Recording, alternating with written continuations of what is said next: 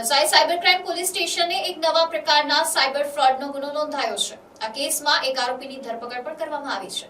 પોલીસના જણાવ્યા અનુસાર આ પ્રકારની છેતરપિંડી કોઈ પણ વ્યક્તિ સાથે થઈ શકે છે, તેથી લોકો માટે સાવચેત રહેવું અત્યંત જરૂરી છે।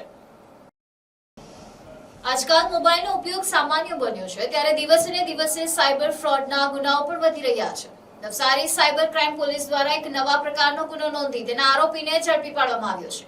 ત્યારે સાયબર ક્રાઇમ પોલીસના જણાવ્યા મુજબ ઘણા લોકોના બેંક ખાતા વર્ષો જૂના હોય છે અને તેમાં નોંધાયેલ મોબાઈલ નંબર હવે બંધ થઈ ગયો હોય છે અથવા ખોવાયેલા સિમના કારણે ઉપયોગમાં રહેતો નથી।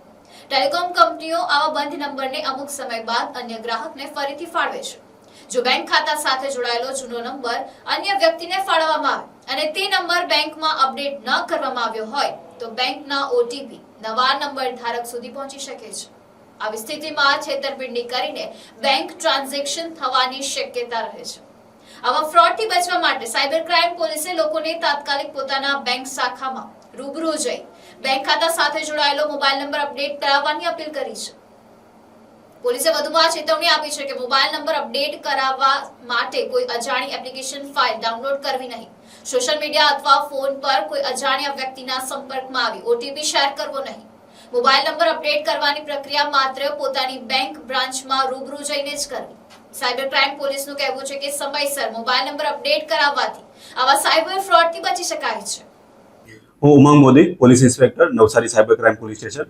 અમે હમણાં જ એક સાયબર ફ્રોડનો એક ગુનો દાખલ કરેલો છે અને જેની અંદર એક આરોપી અરેસ્ટ કરેલો છે।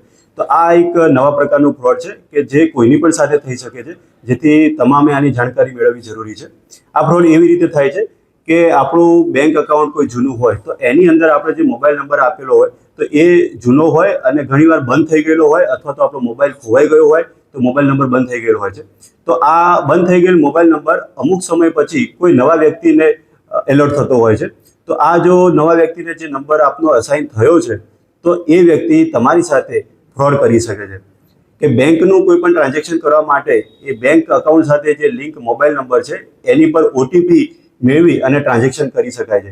પરંતુ જો તમારો મોબાઈલ નંબર બંધ થઈ ગયો છે અને બીજા કોઈ વ્યક્તિને એ નવો અલર્ટ થયો છે તો એ ઓટીપી એ નવા વ્યક્તિના મોબાઈલ ઉપર આવશે અને એનાથી એ આપણા બેંક ટ્રાન્ઝેક્શન કરી શકે છે। તો આ ફ્રોડથી બચવા માટે તમારે જલ્દીથી પોતાની બેંકની બ્રાન્ચમાં જઈ અને રૂબરૂમાં એ તમારા બેંક એકાઉન્ટ સાથેનો લિંક મોબાઈલ નંબર અપડેટ કરાવી દેવાનો છે કે જે તમારો અત્યારે વર્તમાનમાં ચાલુ છે। આ મોબાઈલ નંબર અપડેટ કરવામાં પણ આપની સાથે ફ્રોડ ના થાય એનું આપણે ખાસ ધ્યાન રાખવું। આ મોબાઈલ નંબર અપડેટ કરવા માટે કોઈ એપીકે દ્વારા અથવા તો કોઈના ફોન ઉપર કે સોશિયલ મીડિયાથી કોઈનો કોન્ટેક્ટ કરી અને ઓટીપી શેર કરી અને મોબાઈલ નંબર અપડેટ કરવો નહીં। તમારી બેંક બ્રાન્ચ છે એમાં રૂબરૂ જઈને તમારે બેંક એકાઉન્ટ સાથેનો લિંક મોબાઈલ નંબર અપડેટ કરાવવો। જય Hind. Bureau report NEC news, Navsari.